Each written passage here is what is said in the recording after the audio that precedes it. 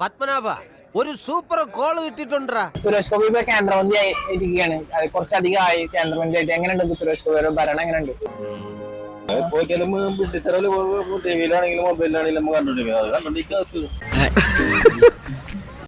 എന്ത് വീട്ടിത്തരാണ് പറഞ്ഞോണ്ടിരിക്കുന്നത്?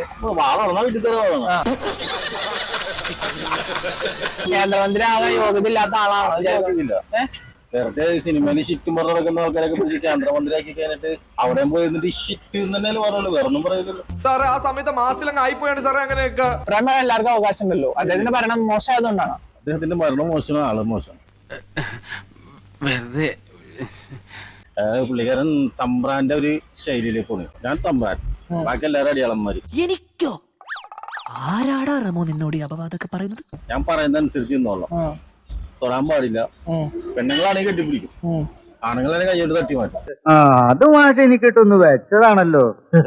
എന്റെ സ്വഭാവം അങ്ങനെ. ഞാൻ വെക്കുമ്പോ എല്ലാവർക്കും ഇട്ടൊന്ന് കൊള്ളും. പുള്ളിക്കാരനോട് ആദ്യം ഭയങ്കര ഇഷ്ടമായിരുന്നു. ഏത് പടം വന്നാലും കാണുമായിരുന്നു. പക്ഷെ ഇപ്പൊ പുള്ളിക്കാരന്റെ പടവും ഇല്ല, വന്നാലോട്ട് കാണാനും പോകാറില്ല. എന്നെ വേണേ രണ്ടടി അടിച്ചോ, പക്ഷെ ഞാൻ ഉള്ളത് പറയും. പടം കാണാൻ തിയേറ്ററിൽ പോകില്ലെന്നാണോ പറഞ്ഞത്? തിയേറ്ററിൽ പോകില്ല. എന്താ? അയാൾ അഭിനയിച്ച പടല്ലേ? മുമ്പ് അഭിനയിച്ചിരുന്ന വെച്ച പടം അന്ന് അയാൾ മനുഷ്യനായിരുന്നു. ഇന്നൊരു വർഗീയ ഒരു ഇത് തല കുടിച്ചൊരു ആളായി പോയി. എന്താ ചെയ്യാ, ഞാൻ എന്താ ഇങ്ങനെ ആയി പോയെന്ന് ഞാൻ ആലോചിക്കുവായിരുന്നു. ഞങ്ങളും അത് ആലോചിക്കുന്നത്.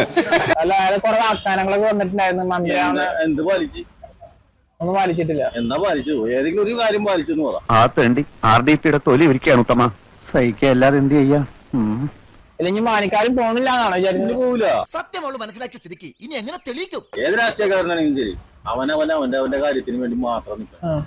സ്വന്തം കാര്യം സിന്താവാ. 100% ഞാൻ യോജിക്കുന്നു. നല്ല അഭിപ്രായം, നല്ലതാണ്. എന്താ ചെയ്താൽ ഞങ്ങൾക്ക് അറിയില്ല. നല്ല അഭിപ്രായം. എന്താ ചെയ്തെന്ന് അറിയില്ല. ആക്കിയതാണല്ലേ ഞാൻ ഊഹിച്ചു.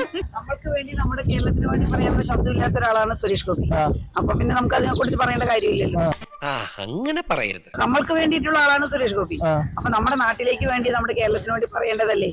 പക്ഷെ അദ്ദേഹം പറഞ്ഞില്ലല്ലോ. തന്നെ കൊണ്ടൊന്നും കൂടില്ല. പറഞ്ഞിട്ടില്ല. ഇനി അടുത്ത് പറയാനും പോകുന്നില്ല. എന്താ അങ്ങനെ പറയാൻ? അല്ലാതെ അങ്ങനെ തന്നെയാണ്. കാരണം വന്ന ടോണുകൾ അങ്ങനെയാണ്. അദ്ദേഹത്തിന്റെ വായിൽ നിന്ന് വരുന്ന ടോണുകൾ അങ്ങനെയാണ്. എനിക്കറിയാൻ മേലാത്തോണ്ട് ചോദിക്കുക കുഞ്ഞെ, നിനക്ക് എങ്ങനെ സാധിക്കുന്നത്? എനിക്ക് ഒരൊത്തും പിടിയും കിട്ടുന്നില്ല നിന്റെ കാര്യത്തില്. നമ്മൾ അങ്ങനെയല്ല പ്രതീക്ഷിച്ചു. സുരേഷ് ഗോപി എന്ന ഒരാളാകുമ്പോ ആർക്കെങ്കിലും ഒരു ഗുണം ഉണ്ടാവും ചോദിച്ചാൽ ഉണ്ടായില്ല. വന്നിട്ട് യാതൊരു ഗുണം ഉണ്ടായില്ല. ഒന്നും ഉണ്ടായില്ല. എന്താ നിങ്ങളുടെ അഭിപ്രായം? എന്റെ അഭിപ്രായം അത് തന്നെ. നന്ദികേട്ടവന്മാരെ എല്ലാരും കൂടെ ശവത്തി കുത്താടാ.